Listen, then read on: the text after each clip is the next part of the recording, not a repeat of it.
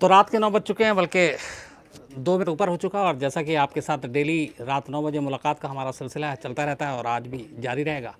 तो जितने भी हमारे क्राइम तक के सब्सक्राइबर हैं उन सभी का स्वागत है। और जो लोग लगातार जुड़ते हैं, अपने सवाल पूछते हैं, उनसे बात करके भी अच्छा लगता है। तो शुरुआत आज जैसा कि हमेशा करते हैं कि क्राइम तक का ये की बातचीत है हम लोगों की रात 9 बजे। तो आज क्राइम की खबरें क्या थी देश में बड़ी बड़ी। तो कायदे से देखें तो जैसे मैंने कल भी कहा था कि ऐसी कोई बहुत बड़ी क्राइम की खबर जो झकझोर दे, चौंका दे, आज इत्तेफाक से नहीं थी। और नसीब की बात है, ऐसा होना चाहिए, क्योंकि क्राइम की खबरें जितनी बड़ी कम हो उतना हम सब के लिए अच्छा है।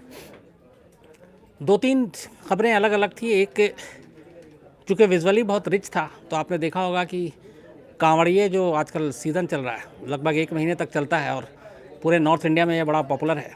तो ये सब हरिद्वार जाते हैं, वहाँ पे जल चढ़ाते हैं, जलाभिषेक करते हैं और भोले बाबा के भक्त होते हैं। लेकिन इन कांवड़ियों में सारे कांवड़िए नहीं, लेकिन कुछ लोग ऐसे होते हैं जो इन चीज़ों पे भी धब्बा लगवा जाते हैं। जैसे एक तस्वीर आई थी दिल्ली के मोती नगर इलाके की, कैसे कुछ कांवड़ियों को सिर्फ एक गाड़ी छू गई और फिर उनका गुस्सा देखने लायक था। उन्होंने किस तरह उस गाड़ी को तोड़ा, उस गाड़ी को बल्कि बाकायदा सड़क पर उछाला गया, फेंका गया। पुलिस खड़ी हुई थी तमाशबीन बनकर के, क्योंकि पुलिस को भी मालूम है कि कांवड़ियों को छेड़ना या छूना उसका अंजाम क्या हो सकता है। ये हालांकि एक सभ्य समाज के लिए ठीक नहीं है और ये हर साल की समस्या है, ये नहीं कि इस बार की समस्या है। सिर्फ जब भी ये कांवड़ का सीज़न आता है, तो जैसे मैं दिल्ली में अगर मैं बात करूं तो दिल्ली से लेके पूरा आप मेरठ, मुजफ्फरनगर और फिर आप जब तक हरिद्वार पहुंचते हैं, तो ये जो पूरा रूट है ये डिस्टर्ब होता है। बाकायदा कांवड़ के लिए एक लेन बना दी जाती है, एक सड़क तो उन्हीं के लिए छोड़ दिया जाता है और एक सड़क पे ही आप गाड़ी एक तरफ से आती है और एक तरफ से जाती है। और अगर गलती से जहाँ पे ऐसी सुविधा नहीं है और उसी लेन में गाड़ी जा रही है और कांवड़ भी जा रहे हैं, तो फिर अब आपकी ज़िम्मेदारी है कि आप गाड़ी इस कांवड़ियों के हिसाब से चलाएँ। मतलब अगर वो आगे आगे चल रहे हैं तो आप उनको हॉर्न नहीं दे सकते, आप उनसे आगे नहीं निकल सकते। अगर आपने उनको टच कर दिया तो फिर उनका गुस्सा भी झेलिए। तमाम पुलिस प्रशासन के इंतज़ाम होते हैं, लेकिन सिर्फ कहने को होते हैं, क्योंकि हर बार कुछ ना कुछ इस तरह के उग्र प्रदर्शन भी होते हैं, कई हादसे भी होते हैं, जिसके बाद मारा मारी होती है, हिंसा होता है। लेकिन जो दिल्ली के मोती नगर में जो कुछ हुआ वो ये बताता है कि इन सब चीज़ों की जब तक इनको लेकर राजनीति होगी, इसको धर्म से जोड़ा जाएगा, तो फिर वो चीज़ें जो है वो सही नहीं होंगी। तो ये एक तस्वीर थी जो कांवड़ के मोती नगर की, लगातार हर चैनल पे आपने देखा होगा, सोशल मीडिया पे भी ये बिल्कुल छाया हुआ है। एक खबर ये थी। तो दूसरी बड़ी खबर, बल्कि मैं उसको कहूँगा इससे भी बड़ी खबर थी, वो ये कि आखिरकार करीब 10 दिन की लगातार मांग के बाद, तमाम दबाव के बाद बिहार की महिला कल्याण मंत्री मंजू वर्मा को जो है इस्तीफ़ा देना पड़ा। और ये प्रेशर लगातार बन रहा था। तमाम लोग ये सवाल उठा रहे थे नीतीश कुमार से भी कि जब डिपार्टमेंट उनका है, उनके डिपार्टमेंट के तहत ये सारी चीज़ें, इतने बड़ा रेप कांड हुआ है, तो फिर उनको क्यों बचाया जा रहा है। अगर वो शामिल नहीं भी हैं अभी तक की जांच में, तो नैतिकता के आधार पर भी, चूँकि महिला कल्याण मंत्रालय के अंदर में ये आता है, बालिका गृह जो मुजफ्फरपुर का है, तो उनको जिम्मेदारी लेनी चाहिए, जबकि उनके पास कई बार पहले से भी रिपोर्ट थी। तो आखिरकार आज शाम को उनका इस्तीफ़ा हो गया। जहाँ तक देवरिया और हरदोई के फॉलोअप की बात है, तो वहाँ की जो लोकल पुलिस है वो उस मामले में जांच कर रही है। कुछ लोगों को गिरफ्तार किया गया, कुछ लोगों से पूछताछ की जा रही है।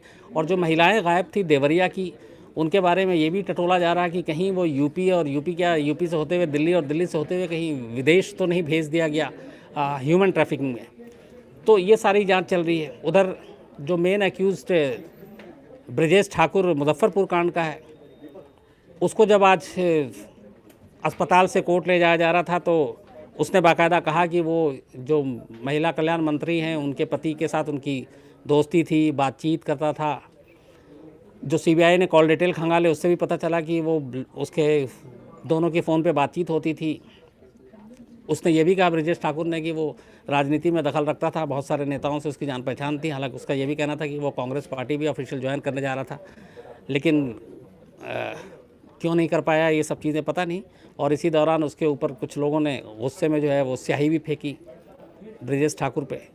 तो ये सारी चीज़ें जो है कुल मिला के आज की जो खबर थी। बाकी छोटे मोटे क्राइम के इंसिडेंट तो बहुत सारे हैं देश भर में, लेकिन बड़ी क्राइम की खबरें इसके अलावा और आज ऐसा कुछ है नहीं। इसके अलावा एक खबर है जिस पे आज आपसे बात करनी थी, और वो ये था कि अंडरवर्ल्ड की बात। दाऊद इब्राहिम डी कंपनी के नाम से, जो जिसको हम उसका सीईओ भी कहते हैं, 1993 ब्लास्ट का आरोपी है, अंडरवर्ल्ड डॉन, और 93 से भागा हुआ है। लगभग 25 साल हो गए वो। उसके बारे में खबर ये है कि वो पाकिस्तान में है। पाकिस्तान सरकार, पाकिस्तानी खुफिया एजेंसी ISI और पाकिस्तानी सेना ने उसको संरक्षण दे रखा है, और वो वहीं कराची के क्लिफ्टन रोड में रहता है। बट खबर दाऊद की नहीं है, खबर है उसके लेफ़्ट हैंड की। बल्कि दाऊद के मेन जो ट्रस्टी में से एक है, जिसको हम लेफ्टिनेंट भी कहते हैं, और दाऊद इब्राहिम का अघोषित PRO प्रवक्ता, उसका नाम है छोटा शकील। बीच में छोटा शकील के बारे में खबर आई थी कि उसकी मौत हो गई है, लेकिन छोटा शकील ने फिर खुद फ़ोन कर के मीडिया को बताया कि नहीं, वो ज़िंदा है। इसके बाद फिर खबर आई कि दाऊद इब्राहिम के साथ मनमुटाव हो गया है अनीस इब्राहिम के साथ रिश्ते को लेकर, क्योंकि दाऊद अनीस इब्राहिम को ज़्यादा भाव दे रहे थे और छोटा शकील को कम। तो इसके बाद फिर छोटा शकील, ये भी खबर आई कि पाकिस्तान छोड़ के बैंकॉक पहुंच गया और वहां उसने डी कंपनी से नाता तोड़ लिया। लेकिन फिर खबर ये भी आई कि पाकिस्तानी खुफिया एजेंसी ISI और सेना ने कहा कि नहीं, तुम्हारा वहाँ अलग बैंकॉक में ठहरना और रहना ख़तरनाक है, दूसरी एजेंसियाँ तुम्हें ख़ासतौर पर भारत सरकार पकड़ भी सकती है। तो फिर उन दोनों के बीच में मनमुटाव दूर कराया गया। फिर खबर आई कि दाऊद के साथ छोटा शकील के रिश्ते बेहतर हो गए और वो ठीक हो गया और वो वापस कराची आ गया। लेकिन कराची में वो जहाँ दाऊद के साथ पहले रहता था, उससे अलग उसी क्लिफ्टन रोड पे उसने एक अलग घर लिया और फिर वो वहाँ रहता और शान की ज़िंदगी छोटा शकील वहाँ पे जी रहा था।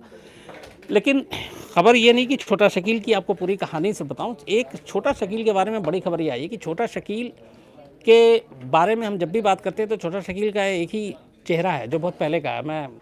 हमारे पास छोटा शकील का पुरानी तस्वीर है। तो छोटा शकील जैसे दाऊद इब्राहिम का भी हाल में आपने देखा होगा, बहुत ज़माने के बाद फ़ोटो आया था, और क्योंकि उससे पहले हमारे पास जो दाऊद इब्राहिम के बारे में जो हम इमेजिन करते हैं तो शारजा में स्टेडियम में बैठा हुआ, वो सिगरेट पीता हुआ, वही दाऊद इब्राहिम दिखाई देता है। लेकिन उसको भी 25 साल हो गए, अब दाऊद की उम्र बड़ी हो गई। तो अगर मैं छोटा शकील की आपको बात करूँ तो थोड़ा सा तुम जूम करो, ये एक फ़ोटो है जिसको छोटा शकील को हम लोग जब भी देखते हैं, हालांकि इनको आप साइड कर दीजिए, लेकिन ये भी विदेश में इनके ऊपर भी कुछ इल्ज़ाम थे, लेकिन ये छोटा शकील है। तो एक यही चेहरा है जो अब तक हम सब देखते आए थे, और छोटा शकील को हम इसी चेहरे से पहचानते हैं। खबर ये है कि हम लोगों के पास छोटा शकील का एक बिल्कुल ताज़ा जो एक तस्वीर है उसकी, वो हाथ लगी है।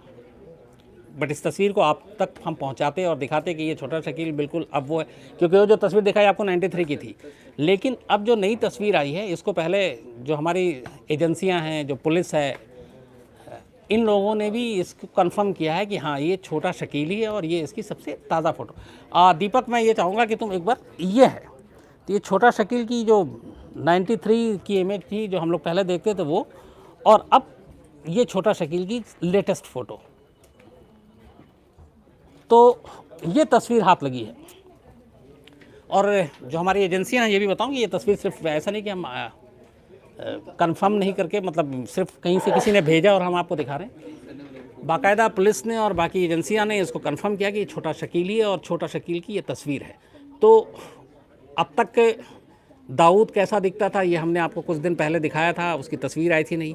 अब छोटा शकील 93 के बाद, क्योंकि ये भी दाऊद के साथ निकल लिया था यहाँ से, उसके बाद से कैसा दिखता है, ये तस्वीर आई है।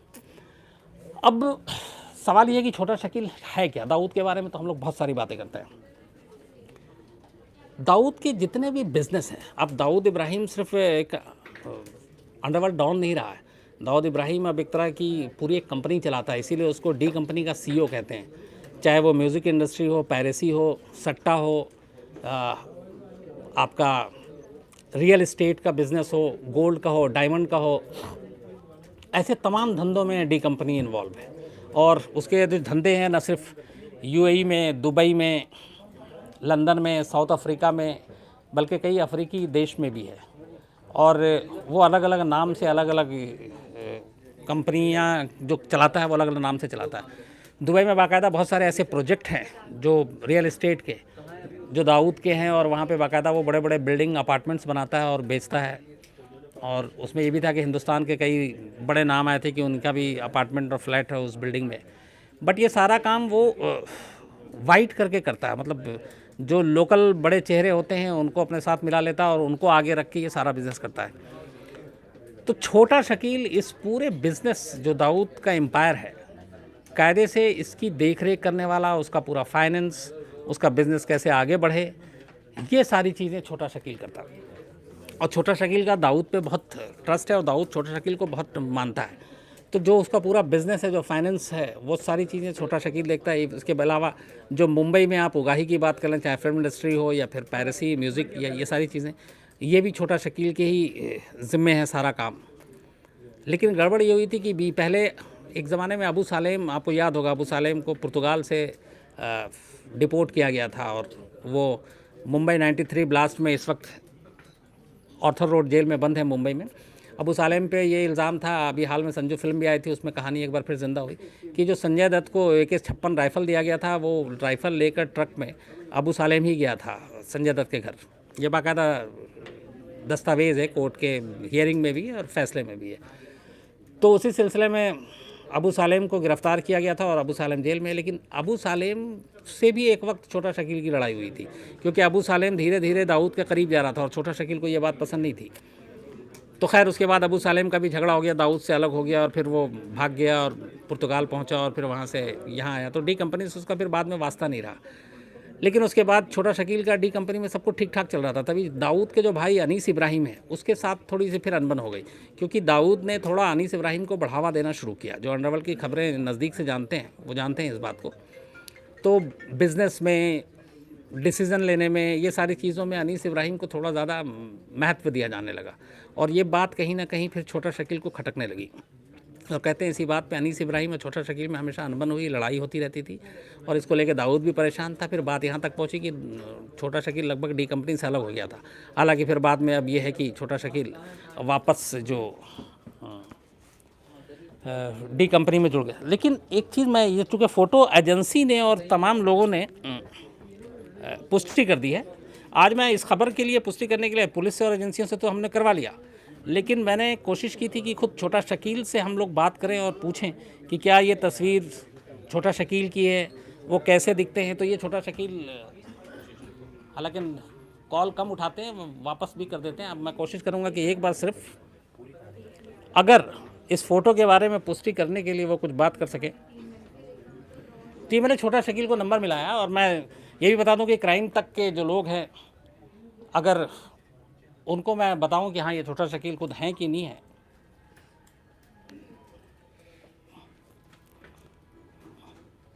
तो कोशिश करूंगा। हालांकि दिन भर मैं 3-4 बार कर चुका हूं और ऐसा होता नहीं है। जनरली जब आप कॉल करते हैं तो उधर से SMS या कॉल ज़रूर आ जाता है।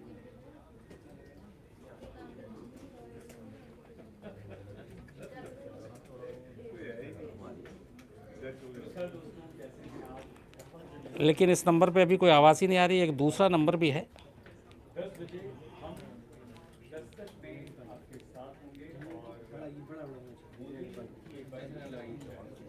तो मैं आपसे बात भी कर रहा हूँ, लेकिन कोशिश कर रहा हूँ कि एक बार, ताकि ये डी कंपनी के साथ रिश्ते ठीक हैं या ये तस्वीर जो जिसको एजेंसी ने हमारी कही है कि हाँ ये छोटा शकील ही है, अगर वो खुद भी बता सके तो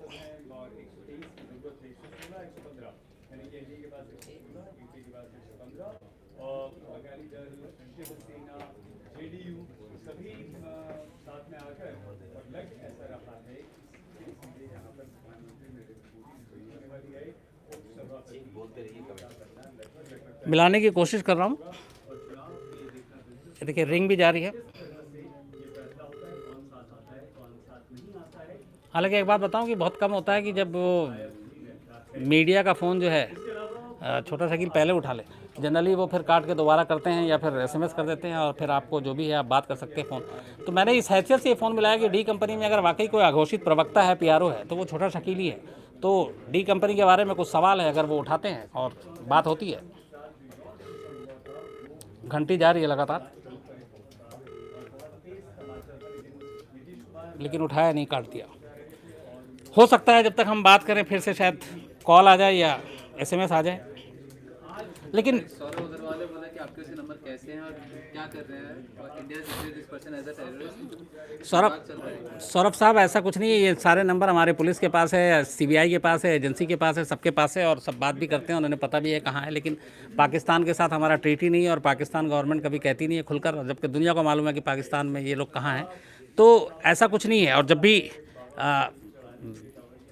बात करनी होती है तो ये सारी जो एजेंसियां हैं वो भी बात करती हैं, उनकी बातें भी सुनती, क्योंकि इनके जितने नंबर हैं, हमारी एजेंसियां बच्ची नहीं है या फिर वो इस तरह की चीज़ें, ऐसा नहीं है।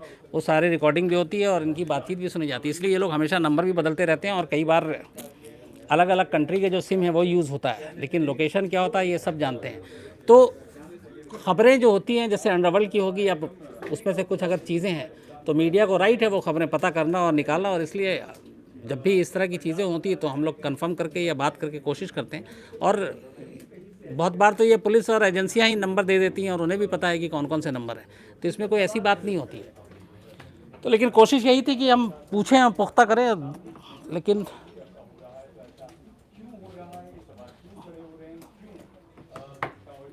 फ़ोन जो है वो शायद जब आएगा, तो अगर इस बीच में आ गया, जब से आप जब तक आपसे बात कर रहा हूँ तो ठीक है, अगर नहीं आता है तो फिर बाद में अगर बात होती है तो मैं आपको अगली बार ज़रूर बताऊंगा। लेकिन कुल मिला के फिर मैं आपको अंडरवर्ल्ड की यही बताता था कि छोटा शकील का डी कंपनी में जो जो जो पोजीशन है वो यही कि वो पूरा फाइनेंस संभालने वाला।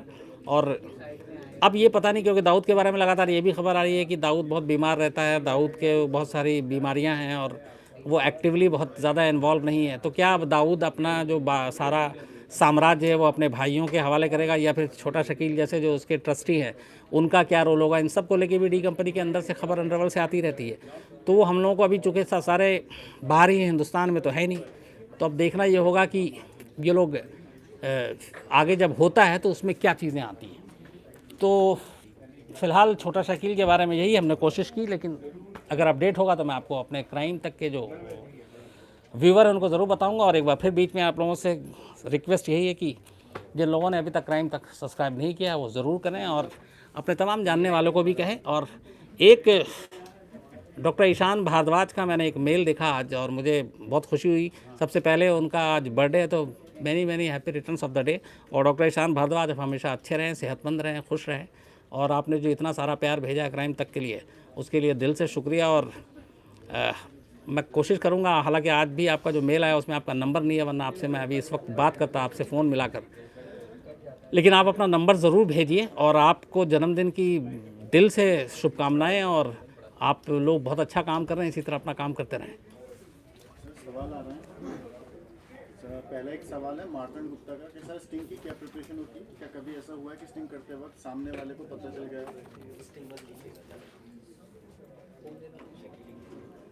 देखिए मार्कंड जी, असल में स्टिंग ऑपरेशन में ये होता है कि सारी एहतियात आपको ये रखनी पड़ती है कि आप कहाँ क्या कैसे कर रहे हैं। जैसे मैं अगर आपका चेहरा टीवी पे आता है, आप सब जानते हो, तो वो किसी का स्टिंग नहीं कर सकता। मैं ही आपके पास आऊँ किसी और भेस में तो मैं पकड़ा जाऊंगा। तो एक तो ये कि जो स्टिंग करते हैं वो टीवी पे नहीं आते, उनका चेहरा कोई नहीं देखता है और वो गुमनाम रहते हैं, बल्कि कई बार नाम भी नहीं आता है।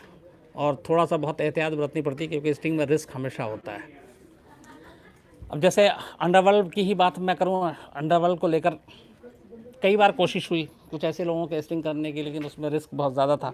और अगर आप जाने पहचाने चेहरे हैं तो आप फिर बिल्कुल भी नहीं पहुंच सकते ना आप किसी भी अंडरवर्ल्ड डॉन के पास, जो आप मीडिया में उनके बारे में स्टोरी करते रहते हैं, उनके खिलाफ करते रहते हैं, तो उन तक उसी चेहरे के साथ आप पहुंच जाएं तो पकड़ाने का ख़तरा होता है। तो इसलिए फिर ऐसे लोग होते हैं या इसकी एक्सपर्टाइज टीम होती है जो जाकर फिर ये सारी चीज़ें करती है।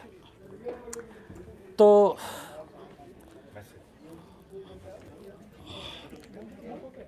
देख लेता हूँ एक बार और, शायद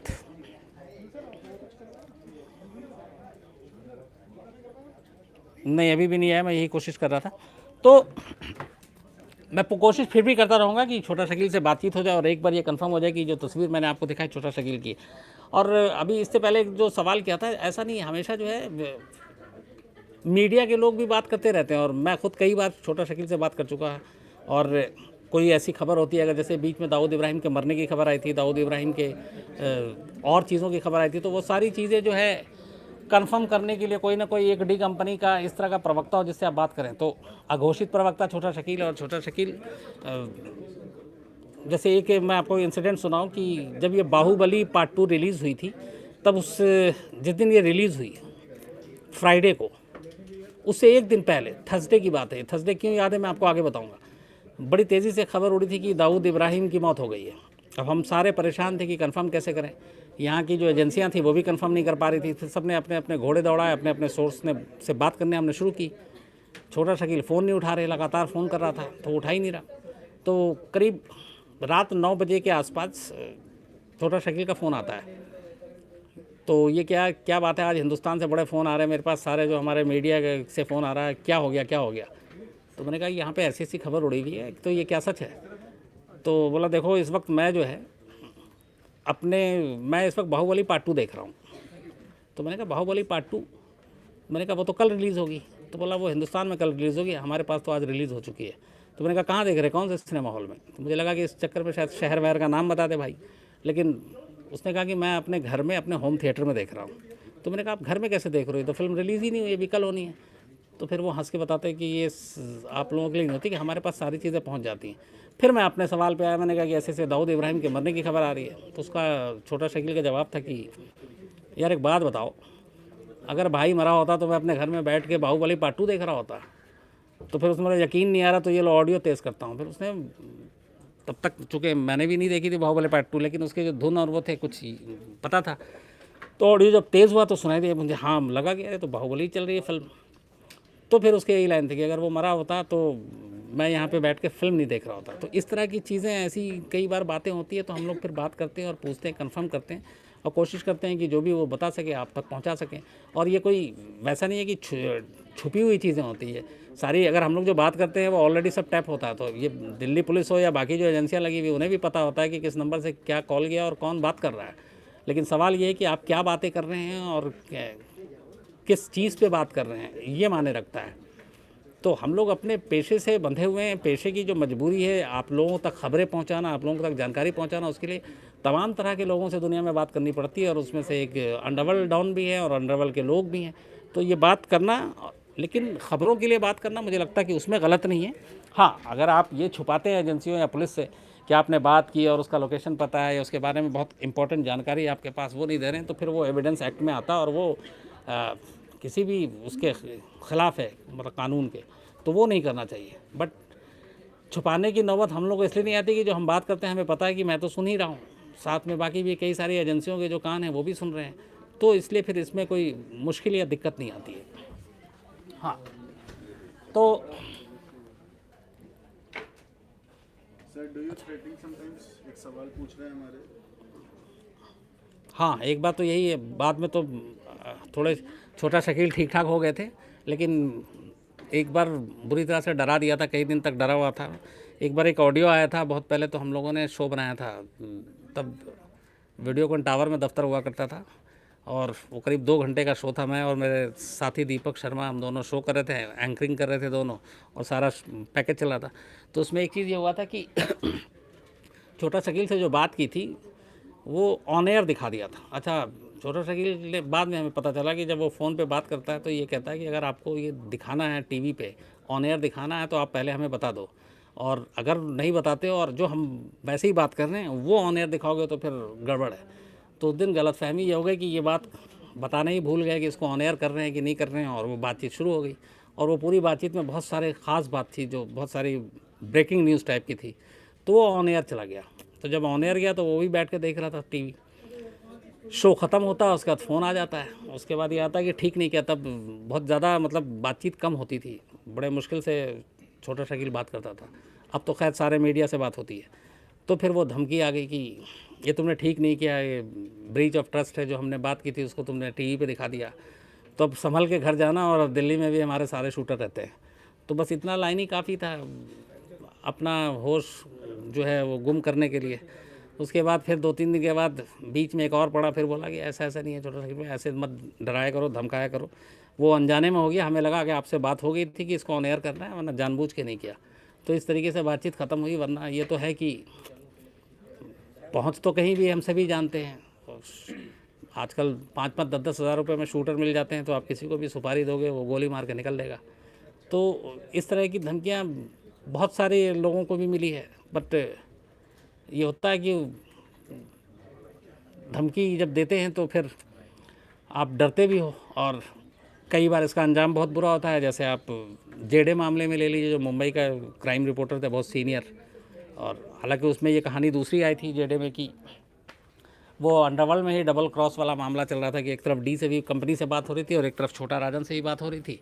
और जो छोटा राजन को ये डाउट था कि उसके लोकेशन का, क्योंकि छोटा राजन तब इंडिया में नहीं था, वो इस वक्त अभी तिहाड़ जेल में है, लेकिन उस वक्त वो बाहर था इंडोनेशिया में, और वहाँ का उसका लोकेशन, उसे ये डाउट था कि एक जेडे जो है वो डी कंपनी को शायद दे रहा है, लीक कर रहा है, और इस वजह से फिर छोटा राजन नाराज़ हो गया और उसने लोगों को भेज के मुंबई में ही जेडे का मर्डर करवा दिया था। उस पर केस भी चल रहा है और अभी हाल में ही कोर्ट का फैसला भी आया, मुंबई सेशन कोर्ट का, जिसमें छोटा राजन को इसका गुनहगार माना गया है और उसको सज़ा भी दी गई है।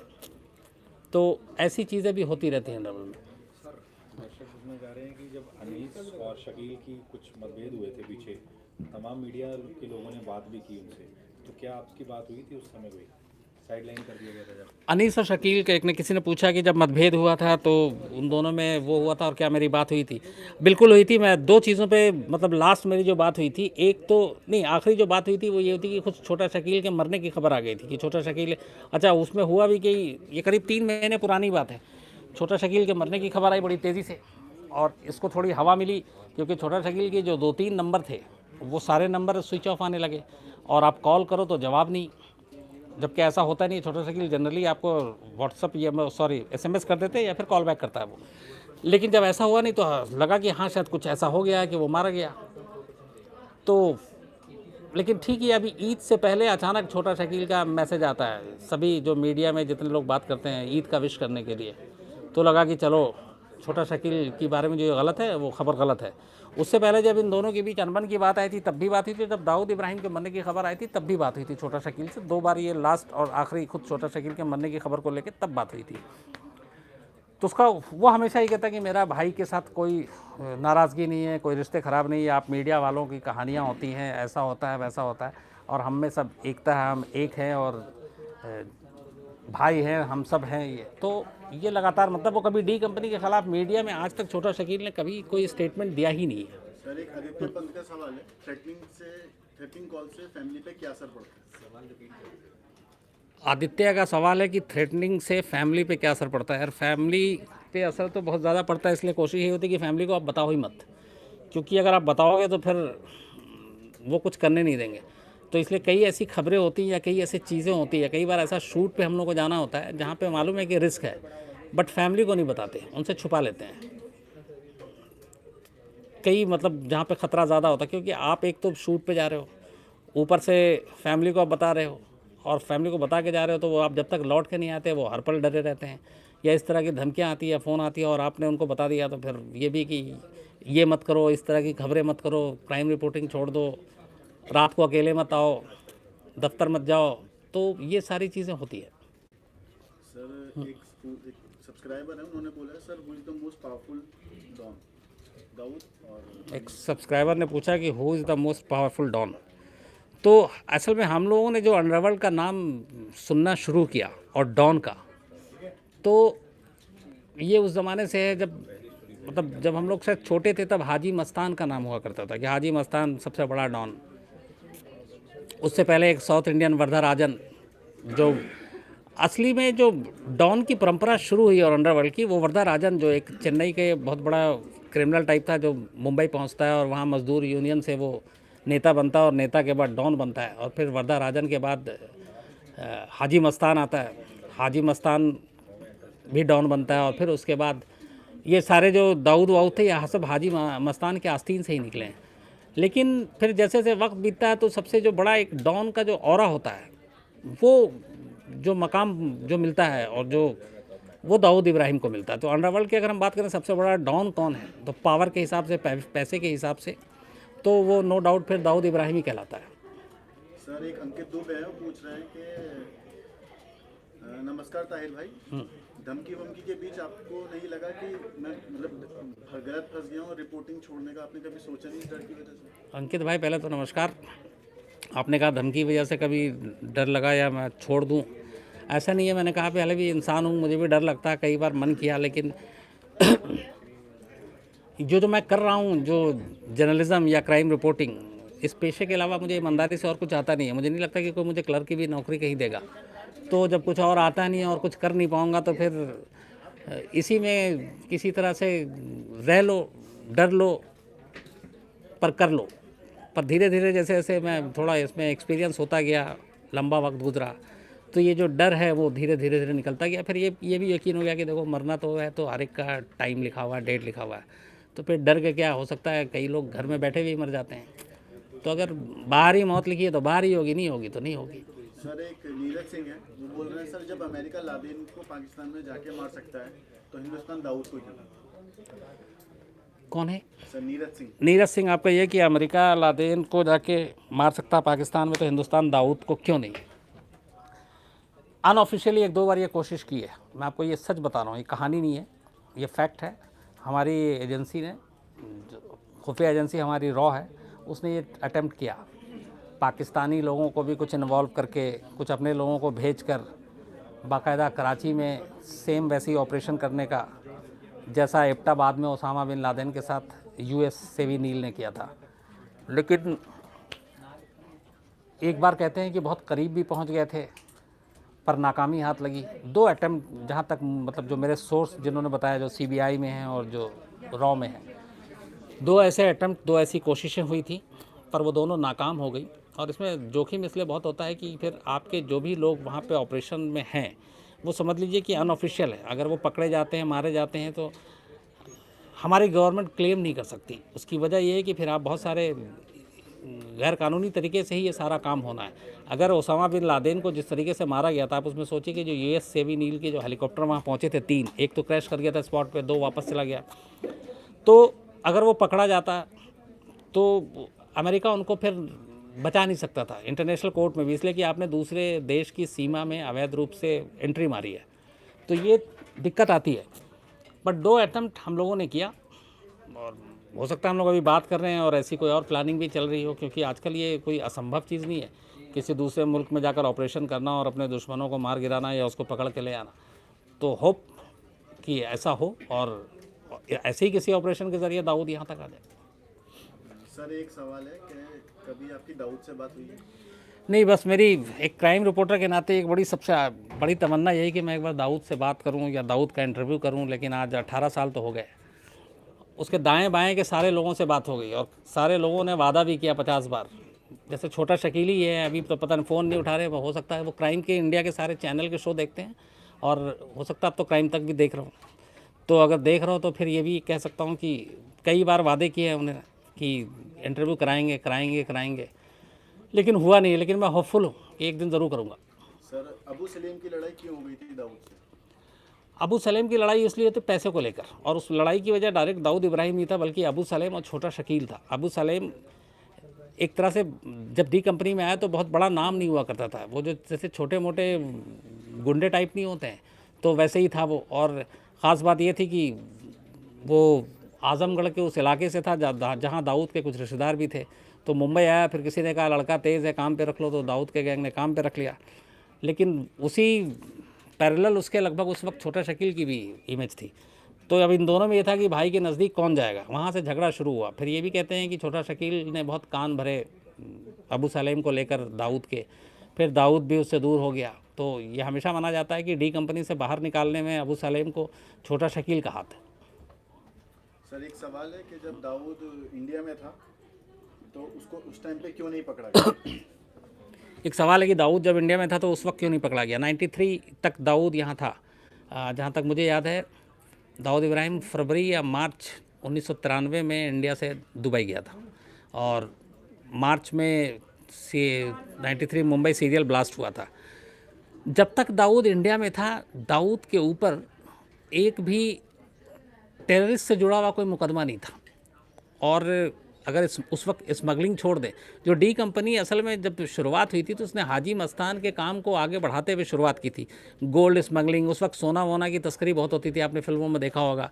ये इलेक्ट्रॉनिक्स आइटम जो होते थे उसकी तस्करी बहुत होती थी, वो बाहर से आया लाते थे। तो दाऊद के बारे में यहाँ पे दाऊद अरेस्ट भी हुआ मुंबई में छोटे मोटे क्राइम में, मर्डर अटेम्प्ट टू मर्डर, ये सारे केसेस थे, लेकिन पुख्ता सबूत नहीं था। तो दाऊद आराम से मुंबई में रह रहा था और अपना धंधा चला रहा था और पूरा जो उसका तस्करी का रैकेट था वो करता था।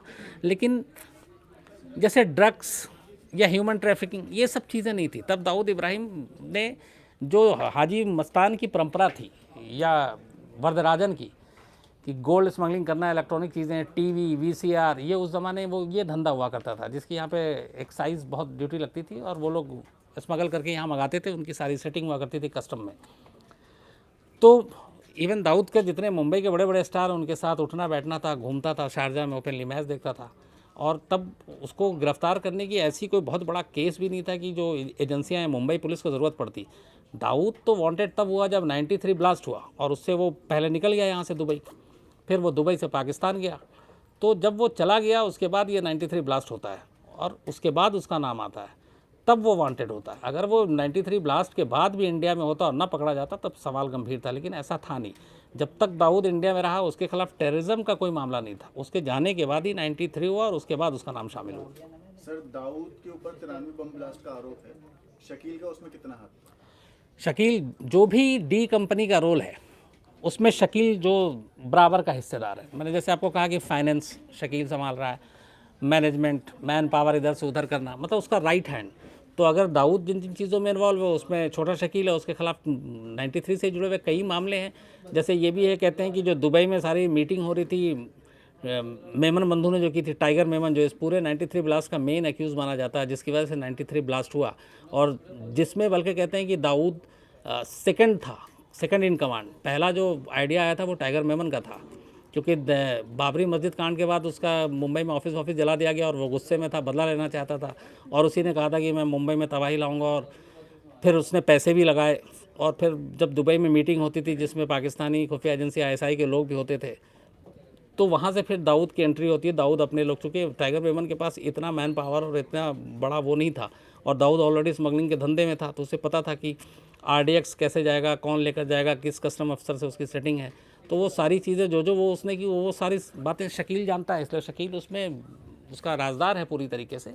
और इसीलिए शकील के बारे में है कि अगर शकील हाथ आ जाता है तो दाऊद की जितनी कहानियाँ शकील जानता है, मुझे नहीं लगता कि शायद दाऊद का अपना सगा भाई भी जानता होगा। सर, छोटा शकील और दाऊद के बीच में रिश्ते कैसे हैं?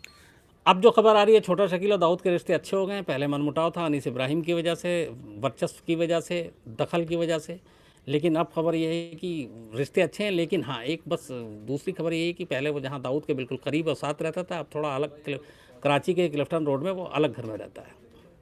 सर, एक सवाल कपिल चैम्प का है कि क्या दाऊद को भारत लाया जाएगा, ये सिर्फ चुनावी जुमला है? कपिल साहब, इस पे मैंने कई लोगों से सवाल किए, एक शो भी किया था जिसमें CBI के डायरेक्टर थे वो भी बैठे हुए थे, मुंबई के जो एक्स कमिश्नर थे वो भी थे, CBI में रहते हुए दाऊद इब्राहिम का जो सबसे लंबी जिन्होंने इन्वेस्टिगेशन किया, नीरज कुमार, वो भी थे, दिल्ली के एक्स पुलिस कमिश्नर हैं। इन सारे लोगों से बातचीत करने के बाद यही लगता है कि मतलब दाऊद को हर बार हम लोग कहते हैं ले आएंगे, पर मुझसे अगर पर्सनल राय पूछें तो ये सिर्फ बातें ही लगती हैं, क्योंकि इसमें आप लाने की जो एक पूरी ताकत झोंकने की होती है वो चीज़ें दिखाई नहीं देती। और शायद ये भी लगता है कि इससे अगर राजनीति हो रही है तो चलो ये कर लें। हालांकि भी बीच में एक बहुत तेज़ी से उड़ा था कि 2019 के चुनाव से पहले हो सकता है दाऊद इंडिया आ जाए, और ऐसा होता है तो कमाल होगा, और फिर उसका चुनाव पे क्या असर पड़ेगा ये भी आप जानते हैं। तो ये सारी चीज़ें मुमकिन है, अगर पॉलिटिक्स इसके पीछे है तो हो सकता है। लेकिन जहाँ तक दाऊद को लाने की बात है, एक तो अड़चन ये है कि पाकिस्तान से हमारी ट्रीटी नहीं है, दूसरा पाकिस्तान ने कभी ओपनली वर्ल्ड किसी भी फोरम पे एक्सेप्ट ही नहीं किया कि दाऊद इब्राहिम उसके यहाँ रहता है। वो कहता है ठीक है हम आपको दे देंगे, पर पहले साबित तो करो हमारे यहाँ, जबकि उसके सारे पुख्ता सबूत हैं, फ़ोटोज़ हैं, घर का पता है, टेलीफोन नंबर है, ऑडियो रिकॉर्डिंग है। लेकिन जब एक सरकार एक्सेप्ट ही नहीं कर रही है तो वो आपको देगी कहाँ से, ये कहकर पाकिस्तान हमेशा बचती रही। सर, एक सवाल है कि दाऊद का बॉलीवुड के ऊपर कितना प्रभाव है? एक ज़माने में दाऊद का बॉलीवुड पर ज़बरदस्त प्रभाव था, और कहते हैं कि कोई भी फिल्म, कोई हीरो हीरोइन जो साइन किया करता था उस वक्त के स्टार, उसमें दाऊद का बड़ा दखल होता था। म्यूज़िक राइट्स को लेकर दखल होता था, इवन किसी को लॉन्च कराना है उस पर भी दखल होता था, किसी इवन बाकी बड़ी चीज़ें छोड़ दीजिए, एक छोटा मोटा गाना लिखने वाला अगर कोई भाई का जानने वाला निकल आया कि भाई ये मैंने 5 लाइन के गाने लिखे हैं और दाऊद भाई को पसंद आ गया तो कहता है ये गाना डाल दो। म्यूज़िक डायरेक्टर की हिम्मत नहीं होती थी कि पता नहीं सड़ा हुआ गाना है फिर भी अब, लेकिन भाई ने कहा तो ऐसे बड़े किस्से हैं। तो पूरा जो और उसके राइट्स वाइट्स के सारे वो शुरुआत असल में दाऊद ने जो थोड़ा सा उसका स्मगलिंग के धंधे के बाद उसका जो नाम और उसने जो अपनी एक पैठ बनाई और उसने जो खौफ दहशत पैदा किया वो बॉलीवुड के ज़रिए ही किया। और उसमें बहुत सारे लोग हैं और यही वजह है कि आप देखिए बहुत सारे स्टार्स के साथ उसके बातचीत जो फ़ोन पे हुई है वो ऑडियो आज भी आपको यूट्यूब पे और बाकी जगहों पे मिल जाएगा। तो दाऊद ने असली शुरुआत ही की थी बॉलीवुड से। एक मशहूर हीरोइन के साथ फ़ोटो, ये भी कहा जाता है कि शादी कर ली थी, लेकिन वो कंफर्म नहीं है, लेकिन हाँ ऐसे बहुत सारे रिश्ते रहे उसके। सर एक सवाल है कि जब दाऊद एक बार अमन मोरवाल है वो बोल रहे हैं कि ऐसा उन्होंने कहीं सुना है कि मुंबई दाऊद एक टाइम ऐसा था कि मुंबई आना चाहता था तो उसने दिल्ली में जेठ मलानी से इस बारे में बात भी की थी। इस बात में कितनी सच्चाई है? अमन मोरवाल साहब, आपका सवाल है कि दाऊद एक बार इंडिया आना चाहता था, राम जेठमलानी जो जाने माने क्रिमिनल लॉयर हैं उनसे बात भी की थी। ये खबर थी और ये खबर हम लोगों ने कई बार चलाई भी और ये खबर पूरी तरह से हम मना नहीं कर सकते, मतलब नकार भी नहीं सकते, बल्कि ये खबर सच है। और इस खबर के एक बार इसी बारे में मैंने, तब नीरज कुमार हुआ करते थे जो दिल्ली के लास्ट मतलब पुलिस कमिश्नर होकर रिटायर हुए हैं, वो CBI में थे और उन्होंने अंडरवर्ल्ड पे काफ़ी काम किया है। तो उनसे भी ये सवाल पूछा था तो उनका कहना था कि हाँ लंदन में जेठमलानी गए हुए थे तो वहाँ डी कंपनी के कुछ लोगों ने संपर्क किया था और ये कहा था कि दाऊद सरेंडर करना चाहता है लेकिन शर्तें ये हैं। तो उसमें एक शर्त ये थी कि किस जेल में रखा जाएगा, एक शर्त ये थी कि उसे फांसी की सज़ा नहीं दी जाएगी, और सबसे बड़ी शर्त ये थी कि 93 ब्लास्ट में उसको क्लीन चिट दिया जाएगा क्योंकि वो उसमें शामिल नहीं है, वो टाइगर मेमन का काम था। तो ये शर्तें थी। अब जाहिर सी बात ये शर्तें मानने लायक नहीं थी तो बात आगे बढ़ी नहीं, लेकिन ये फैक्ट है कि कोशिश की थी अंडरवर्ल्ड ने दाऊद इब्राहिम को उस वक्त इंडिया में आने की और दाऊद इब्राहिम उस वक्त आना चाहता था। सर पाकिस्तान दाऊद को क्यों सपोर्ट करता है? देखिए एक सवाल है, पाकिस्तान दाऊद को क्यों सपोर्ट करता है? हिंदुस्तान के ख़िलाफ़ जो भी होगा और हिंदुस्तान में जो भी आतंकवादी कार्रवाई या फिर इस तरह का खून खराबा करे वो पाकिस्तानी सेना और खुफिया एजेंसी के लिए बड़ा रास आता है। तो पाकिस्तान ने ऐसा नहीं कि शुरू से किया था। जब 93 का ब्लास्ट हुआ मुंबई में तो टाइगर मेमन का, जैसे मैंने आपको कहा था कि ये पूरी दिमाग की उपज थी, उसको बदला लेना था दंगे में, उसका जो ऑफिस जलाया गया था। अब उसने ISI को पकड़ा, पाकिस्तानी खुफिया एजेंसी। ISI ने कहा कि ठीक है हम तुमको और भी मदद करेंगे, लेकिन मुंबई में जो नेटवर्क था वो दाऊद से बड़ा किसी का नहीं था। तो फिर टाइगर मेमन को भी पता था और ISI को भी पता था कि बिना दाऊद के सपोर्ट के मुंबई ब्लास्ट नहीं हो सकता है, क्योंकि जितने लड़के मुंबई में दाऊद के हैं या जिस तरीके से सामान वहाँ से पहुँच सकता है समंदर के रास्ते और बाई सड़क, तो वो दाऊद ही वो प्लेटफॉर्म मुहैया करा सकता है। तो पहली बार ये गठजोड़ जो पाकिस्तान का मतलब ISI के ज़रिए डी कंपनी से हुआ वो 93 ब्लास्ट के लिए हुआ। उसका ब्लास्ट के बाद जाहिर सी बात है फिर दाऊद पाकिस्तान भाग गया, वहाँ सारे लोग वहीं चले गए क्योंकि दुबई में ख़तरा था, वहाँ से डिपोर्ट किया जा सकता था। तो उसके बाद फिर अब इसका सिला पाकिस्तान को भी लगा कि इसने इतना बड़ा काम किया है तो अब चलो इसको यहाँ रखो, क्योंकि मुंबई में आगे भी अगर कुछ काम होगा या हिंदुस्तान में तोड़फोड़ करनी है तो दाऊद का नेटवर्क उनके बड़ा काम आएगा, क्योंकि ISI का अपना नेटवर्क इतना इंडिया में सॉलिड नहीं था जितना, जाहिर सी बात है दाऊद लोकल था, मुंबई का था, वहीं पला बड़ा, वहीं उसने गैंग शुरू किया, तो उसके नेटवर्क का काफ़ी फ़ायदा हो सकता था। और इसीलिए पाकिस्तान ने दाऊद का हमेशा इस्तेमाल किया और बदले में दाऊद ने जो है कर्ज चुकाया उन्हें। सर दाऊद का अलकायदा से क्या लिंक है? बीच में एक बार बात आई थी दाऊद और अलकायदा के बारे में लिंक, लेकिन वो इस्टेब्लिश नहीं हुई। लेकिन पाकिस्तान में जितने भी लोग हैं जो आतंक से जुड़े हुए हैं, अलकायदा भी वैसी एक संगठन, तालिबान भी वैसे ही, तो ये जितने कट्टरपंथी लोग हैं ये सारे एक काम के लिए एक साथ मिलते हैं जुलते हैं। तो उसमें दाऊद इब्राहिम का भी ये था कि अलकायदा के कुछ ऑपरेशन में उसने इनपुट दिया, कुछ हिंदुस्तान के ख़िलाफ़ कार्रवाई होनी थी उसमें भी उसने इनपुट दिया। तो ये इल्ज़ाम हमेशा लगता रहा। सर एक वेरेवर करके हम लोग के सब्सक्राइबर हैं, वो बोल रहा है कि सर दाऊद इब्राहिम के सिर्फ पुराने फ़ोटोज़ हैं, कोई नया फ़ोटोज़ क्यों नहीं आ पाते? एक हमारे सब्सक्राइबर वो कह रहे दाऊद के हमारे पास पुराने फ़ोटो नए क्यों नहीं आते। नहीं, नए फ़ोटो अभी उसके 2 साल पहले के आए, इस वक्त मेरे पास है नहीं, पता नहीं, अगर मैं कोशिश करूं 2 साल पहले का लेटेस्ट दाऊद इब्राहिम का फ़ोटो शायद देखो, हमने दिखाया था उसको, वारदात में भी दिखाया था, आज तक नहीं भी दिखाया था। सर एक तो वो लेकिन अगर मिलता है तो मैं आपको दिखाऊंगा। सर एक सब्सक्राइबर है जॉन, वो बोल रहे हैं कि दाऊद ने मुंबई ब्लास्ट के अंदर क्यों पार्टिसिपेट किया। जॉन का ये पूछना है कि दाऊद ने मुंबई ब्लास्ट में क्यों हिस्सा लिया या टाइगर मेमन का साथ क्यों दिया। 2-3 चीज़ें थी। एक तो मैंने आपको बताया कि टाइगर मेमन दाऊद इब्राहिम का जानने वाला। नंबर 2, कहीं ना कहीं दाऊद इब्राहिम को ये भी दिखाना था कि वो टाइगर मेमन जो कर रहा है और मैं कुछ ना करूं तो मेरे गैंग में मेरी क्या हैसियत रह जाएगी और फिर क्या सोचेंगे। नंबर 3, टाइगर मेमन को जो पैसे और ये सारी चीज़ें मुहैया कराई थी उसके ज़रिए एक दाऊद इब्राहिम को बेस मिल रहा था पाकिस्तान में और आईएसआई के साथ, वो उसके काम आने वाला था क्योंकि उसे मालूम था कि इस ब्लास्ट के बाद इंडिया में तो वो रहेगा नहीं तो कहाँ जाएगा। 4, ब्रेन, जो सबसे बड़ी वजह जो वही है धार्मिक उन्माद, बाबरी मस्जिद राम जन्मभूमि का विवाद और उसमें उसका ये कहना है कि यहाँ से लोगों के फ़ोन आते हैं और मुंबई में जो दंगा हुआ कहीं ना कहीं उस दंगे को भी उसने अपना आड़ में लिया और उसका भी बहाना बनाया। तो ये सारी चीज़ें मिलाकर जो आइडिया टाइगर मेमन का था उसको इम्प्लीमेंट करने में पूरी तरह से बढ़ चढ़ कर आगे जाकर उसने हिस्सा लिया। सर दाऊद और छोटा शकील का मुंबई अटैक में कितना हाथ था। जितना टाइगर मेमन का है, जितना बाकी लोगों का है उतना ही, क्योंकि मैं अगर टाइगर मेमन का ये आइडिया था तो और दाऊद ने सिर्फ इसको दूर से हामी भरी और कुछ नहीं किया, ये गलत है। मेन जो हमारा जो मुकदमा चला जिसमें आज भी दाऊद और टाइगर मेमन भगोड़ा है, टाइगर मेमन के भाई याकूब मेमन को लास्ट इस मुंबई 93 के ब्लास्ट में एक ही फांसी हुई है, वो याकूब मेमन को हुई है। और याकूब मेमन का बड़ा भाई जो छोटा भाई है वो टाइगर मेमन, वो कराची में ही है और दाऊद वही है। तो जो मेन अक्यूज़ड है उसमें टाइगर मेमन का भी नाम है और सेम नाम उसी खाने में दाऊद इब्राहिम का भी है। तो ये अलग अलग नहीं है, ये गुनहगार सब बराबर हैं। सर एक कार्तिक हैं, वो बोल रहे हैं कि डी कंपनी क्या अभी भी एक्टिव है इंडिया के अंदर। कार्तिक, क्या डी कंपनी एक्टिव है इंडिया के अंदर, आपका सवाल है। मुंबई में तो अभी भी है और ये बीच बीच में आप देखते होंगे गैंगवार होता है, उगाही की बात आती है, वसूली की बात आती है। तो पूरी तरह से ख़त्म नहीं हुआ लेकिन कम हुआ है, लेकिन हुआ। हाँ, अब उसकी एक वजह भी है, पहले और अब में अंडरवर्ल्ड की लड़ाई में एक फ़र्क आया। पहले सड़क पे खून खराबा होता था, जा रहे हैं उधर से एक कार में रुका, इधर एक कार में रुका, फायरिंग ही मारा गया, एनकाउंटर सड़क पे हो गए। अब थोड़ा अंडरवर्ल्ड भी ऑर्गेनाइज्ड हो गया, अब ये कॉरपोरेट की तरह काम करता है। अब ये लोग गोलियां कम चलाते हैं, फ़ोन पे बातें करते हैं और फ़ोन पे बोली के रूप में गोली देते हैं।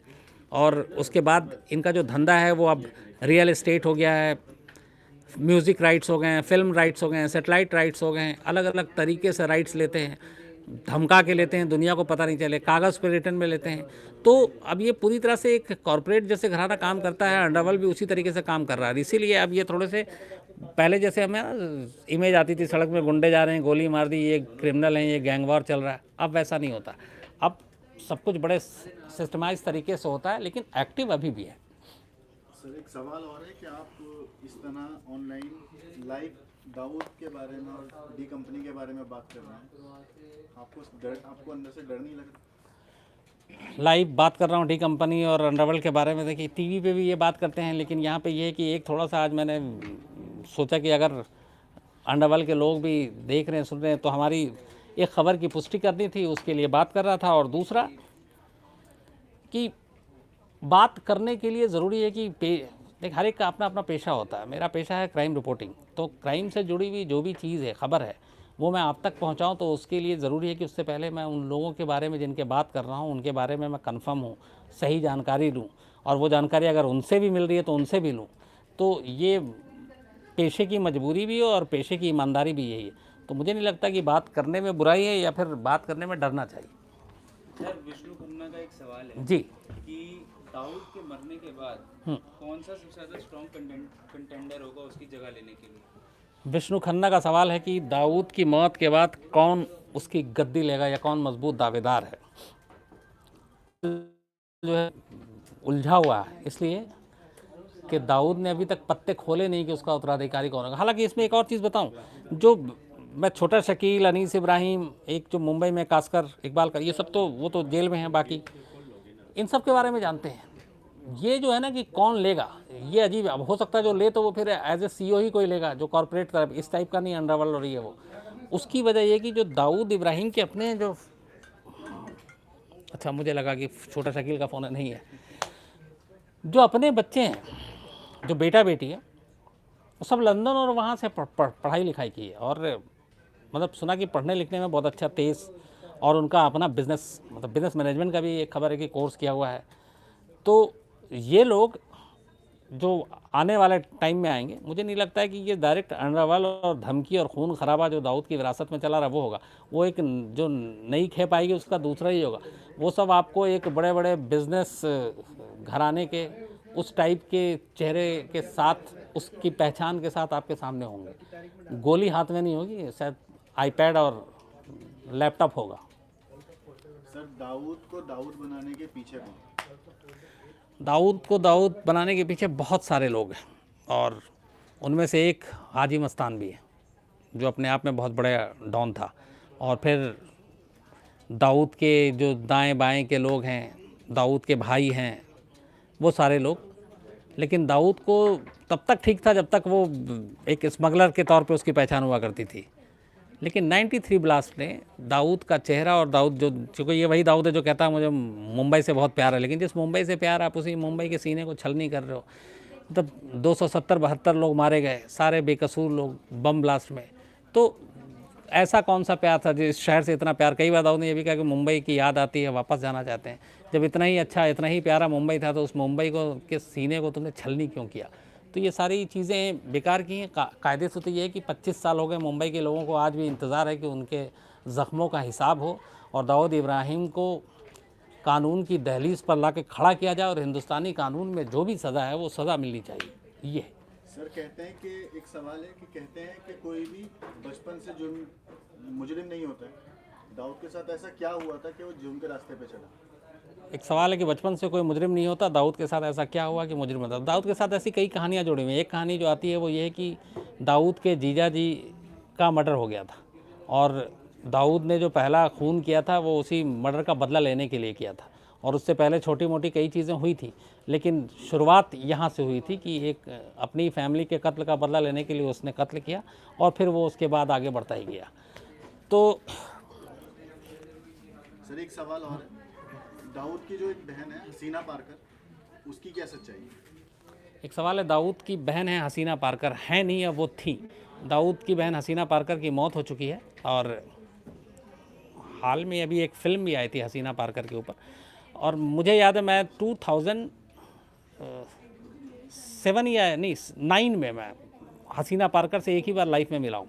2008 या 9 में मैं मिला हूँ। मुंबई के नागपाड़ा इलाके में मैं शूट पे गया था, मेरे कैमरामैन राफे सुल्तान मेरे साथ थे, और हमारी कोशिश ये थी कि मैं हसीना पारकर का इंटरव्यू करूं, क्योंकि दाऊद का तो मिल नहीं रहा, तो कम से कम बहन के ज़रिए कुछ टटोल सकूं। तो बड़े घोड़े दौड़ाए, बड़े सोर्स लगाए, उसके बाद हम लोग नागपाड़ा पहुँचे। और मैं नागपाड़ा की आपको किस्सा ही बताऊँगी। जब हम लोग जा रहे थे तो वहाँ पर जितने उस जो घर है जहाँ हसीना पारकर रहती है, उस घर से करीब 500 मीटर पहले से ही दोनों तरफ सड़क के लड़के खड़े होते थे, और उन सब की पहचान ये थी कि किसी का भी शर्ट इन नहीं होता था, सबके शर्ट बाहर होते थे, या फिर कुर्ता पजामा पहने हुए तो कुर्ता बाहर ही होता है। बाद में पता चला वो सबके उसके बाहर इसलिए होता है कि अंदर सामान लगा होता था। सामान मतलब पिस्टल, तमंचा, जो भी कह लें। तो उन सबको पार करते हुए तमाम तलाशी हुई, कैमरा बाहर रखा गया, फिर अंदर मुलाकात हुई। तो उनको सब आपा कहते हैं वहाँ पे। तो हमने भी बातचीत की, हमें चाय वाय पिलाई गई, पानी पिलाया गया। फिर हमने अपनी गुजारिश रखी कि इंटरव्यू करना है।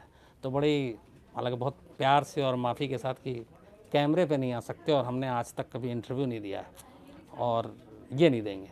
तो ये कह के फिर बहुत प्यार से 5 मिनट में चलता भी कर दिया। तो वो एक पहली और आखिरी मुलाकात थी। करीब इस बात को हो गए होंगे 8 या 9 साल। सर, एक सवाल और है कि दाऊद के और डी कंपनी से जुड़े आपके इतने किस्से हैं, ऐसा कौन सा किस्सा है जो इन सब बातों का एक पूरा मिश्रण निकले? एक सवाल है कि बहुत सारे किस्से, कौन सा किस्सा है जिससे मिशन निकली? इसको मैं 1 लाइन या 2 मिनट में बता ही नहीं सकता हूँ। मुझे लगता है कि डी कंपनी पे और दाऊद के किस्सों पे एक दिन पूरा आपके नाम ही कर दूँ, कम से कम 1 घंटा तो कर ही दूँ। तो मैं जल्दी करूँगा और आपको फिर डिटेल में बताऊँगा। अब चूँकि लगभग 10 बजने वाला है, वारदात की भी तैयारी करना है, वारदात का टाइम है। और आज वारदात में आपको बता दूँ कि ये जो कांवड़िया वाली मैंने आपको कहानी बताई थी कि किस तरीके से कांवड़ को कुछ लोग छू गए, और उसके बाद उन्होंने उसको जो गाड़ियों की हालत की, तोड़फोड़ की, और पूरे कांवड़ के रूट में होता क्या, लोग इस एक महीने में सड़क पे गाड़ी निकालने से डरते क्यों, खासतौर पर जिन्हें दिल्ली से देहरादून जाना है, मुजफ्फरपुर जाना है, मुजफ्फरनगर जाना है, या फिर रुड़की जाना है, या फिर आपको सहारनपुर जाना है। तो क्या होता है, ये सारी एकदम इनसाइड स्टोरी, और फिर कैसे कांवड़ के नाम पे हो रहे इस गुंडागर्दी को कुछ लोग संरक्षण देते हैं, ये पूरी इनसाइड स्टोरी आज आपको रात 11 बजे देखने को मिलेगा, तो आप ज़रूर देखिएगा। और दूसरा ये कि फिर आपसे एक बार वही रिक्वेस्ट कि क्राइम तक को ज़रूर सब्सक्राइब कीजिए, अपने तमाम लोगों को कहिए कि वो सब्सक्राइब करें, और अपना सब ख्याल रखिए। और कल आपसे फिर वही 9 बजे मुलाकात होगी। एक मुझे कोई इशारा कर रहे हैं, बताओ सर। एक मनीष भंडारी हैं, वो बोल रहे हैं सर 26/11 की स्टोरी कब बताएंगे? मनीष 26/11 की, 26/11 कब आने वाला? अच्छा, वो उसमें अभी टाइम है।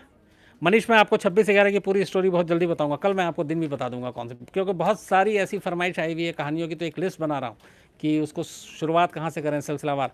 लेकिन जहाँ तक मुझे पता है इन सारी टीम से, सैटरडे और संडे से हम लोग ये शुरू करने जा रहे हैं, सिर्फ जिसमें कहानी होगी आपकी पूरी कि अलग अलग इंसिडेंट, चाहे वो तंदूर कांड हो, आरुषि हो, या फिर फूलन देवी हो, चंबल की कहानी हो, 26/11 हो, मुंबई ट्रेन ब्लास्ट हो, जयपुर ब्लास्ट हो, इस देश के तमाम unsolved murder cases high profile हों, पॉलिटिकल मर्डर हों, तो ये सारी चीज़ें, जैसे अभी हम लोग एक शो और भी कर रहे हैं कि ये 15 अगस्त के नज़दीक आ रहा कि आज़ाद हिंदुस्तान का पहला मर्डर किसका हुआ था, आज़ाद हिंदुस्तान में पहली फांसी किसकी हुई, आज़ाद हिंदुस्तान में पहला ऐसा नेता कौन था जो करप्शन की वजह से जेल के अंदर गया। ये सारी चीज़ें आप तक पहुंचाएंगे, बस थोड़ा सा वक्त मोहलत दे दीजिए, और हम इस सारी चीज़ों को इकट्ठा कर लें और आप तक लेकर आएंगे। तो बहुत बहुत शुक्रिया, थैंक यू वेरी मच।